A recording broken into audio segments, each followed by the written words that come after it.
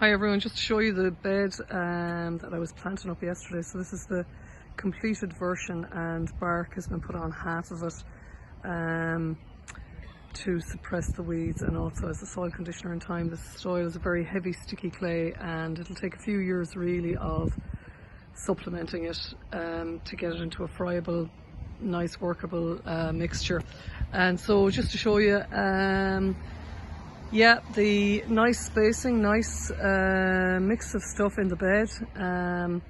And then I just noticed along this bank here, I just felt it was a bit too gappy and there were bluebells in the plan, but I'm actually going to put them over in the woodland over here, which is, you know, a more suitable setting where they can naturalise in amongst the trees there in that piece. And so what I did instead was transplant some Liriop muscari, of which, you know, there's loads growing in beds around here, and actually they needed to be thinned out.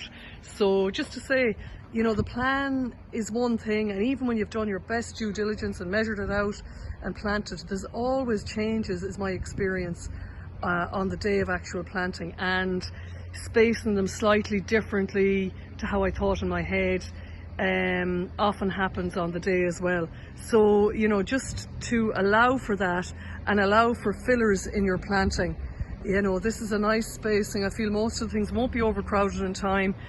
Hopefully everything will come. I know there's a hard cold spell promised next week, but I think with the mulch on top, they should be fine. The perennials, it's a little bit late for them going in, but it has been an exceptionally mild November so far.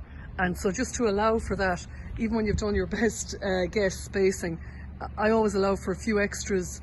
The bed, when they're planted, it always works out slightly differently to what I thought. Okay everyone, hope that's helpful, and really happy gardening.